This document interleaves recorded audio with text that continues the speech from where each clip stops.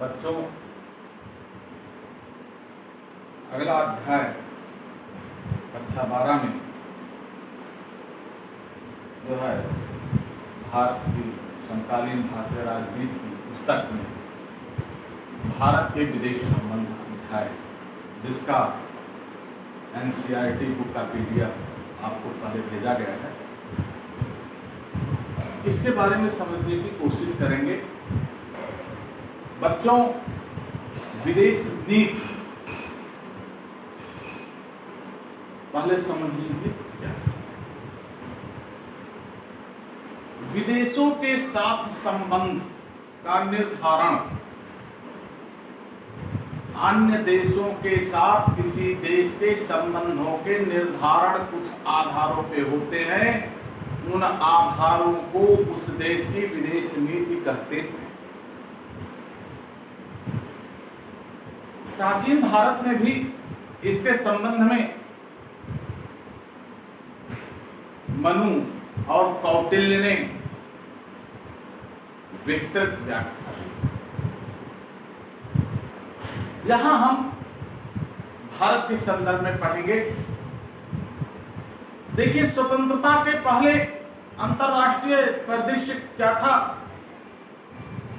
थोड़ा सा जान लें। उस समय आप एक देश के उपनिवेश थे। इस उपनिवेश के कारण आपकी स्वतंत्र विदेश नीति नहीं थी, क्योंकि उसका निर्धारण आपके ऊपर शासक करने वाला देश है। बच्चों, स्वतंत्रता के बाद प्रधानमंत्री के पद पर पंडित जवाहरलाल नेहरू बैठे। उन्होंने जो विदेश नीति की अपनाई, उसके प्रमुख बिंदु कुछ थे। क्या क्या थे? शांतिपूर्ण सह अस्तित्व, अर्थात हम शांतिपूर्ण तरीके से रहते हुए दूसरे के साथ शांति का व्यवहार चाहते हैं। हम ये चाहते हैं कि सभी देश शांतिपूर्ण सह अस्तित्व के व्यवहार का पालन करें, क्योंकि वसुधैव कुटुंबकम का भाव सदियों से भारतीय परंपरा में रही है। नेहरू जी भी इस बात को जानते थे, बिना शांति के मानवता का विकास नहीं हो सकता। इसीलिए उन्होंने शांतिपूर्ण सह अस्तित्व को अपनाया। दूसरा, निशस्त्रीकरण को अपनाया, क्योंकि द्वितीय विश्व युद्ध के दौरान युद्ध की विभीषिका को देखा गया, किस तरह मानवता रौंदी गई, किस तरह आम जनमानस की हानि हुई, विकास अवरुद्ध हुए, और 9 स्वतंत्र देशों के सम्मुख तो और बड़ी दुविधा थी कि यदि वो शस्त्रों की दौड़ में लग जाएंगे तो विकास की दौड़ में पीछे हो जाएंगे और उनके उद्देश्य कभी सफल नहीं हो सकते। इसीलिए उन्होंने निशस्त्रीकरण की नीति अपनाई। अगला, उन्होंने साम्राज्यवाद व उपनिवेशवाद के विरोध की नीति अपनाई। भारत सदियों से उपनिवेशवाद की बुराइयों को देखा था, अनुभव किया था। इसलिए उसने उस चीजों को विरोध करना प्रारंभ किया कि विश्व के मंचों पर जहां भी अवसर मिलेगा, भारत की यह नीति होगी कि वह साम्राज्यवाद और उपनिवेशवाद का खुलकर विरोध किया करे, और ये अपनी विदेश नीति में एक आधार बनाकर। बच्चों, आगे बढ़ते हुए आते हैं। भारतीय विदेश नीति का एक महत्वपूर्ण संबल था गुट निरपेक्षता की नीति। इसके बारे में समझ लें थोड़ा सा।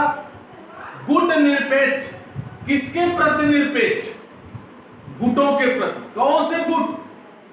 द्वितीय विश्व युद्ध के बाद विश्व में 2 गुटों का उदय हुआ था। एक पूंजीवादी अमेरिका, दूसरा साम्यवादी सोवियत संघ। 9 स्वतंत्र देशों को अपने पक्ष में करने के लिए ये देश किसी भी तरह के हथकंडे अपनाने के लिए तैयार रहते थे।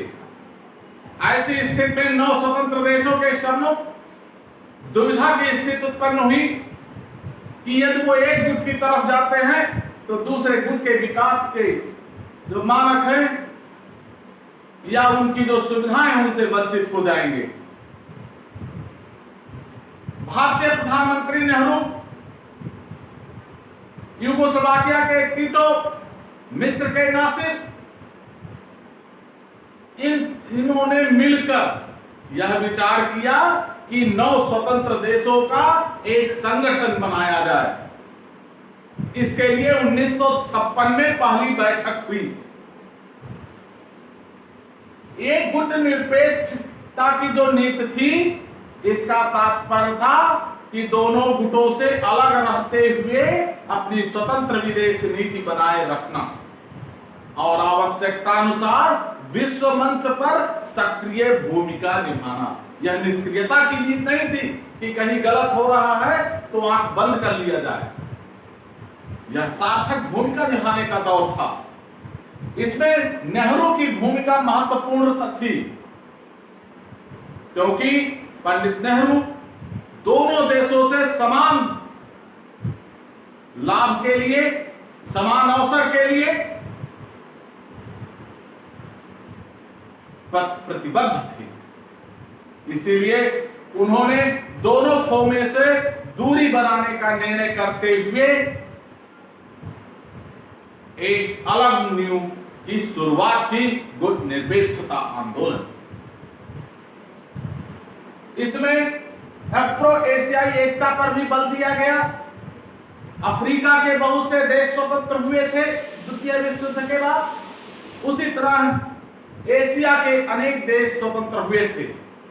इन देशों की एकता पर बल देते हुए यह विचार व्यक्त किया गया कि यदि आपसी सहयोग से ये देश एक होकर विकास के पथ पर अग्रसर हो तो विकास की नई इबारत लिख सकते हैं।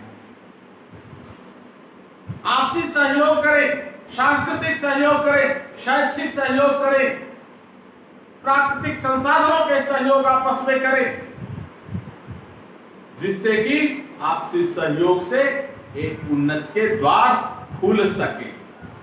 और इन्हीं उद्देश्यों को लेकर 1961 में बेलग्रेड में गुट निरपेक्ष आंदोलन का प्रथम शिखर सम्मेलन संपन्न हुआ, जो आधार है भारतीय विदेश नीति का। आगे के वीडियो में हम अगला पढ़ेंगे। धन्यवाद।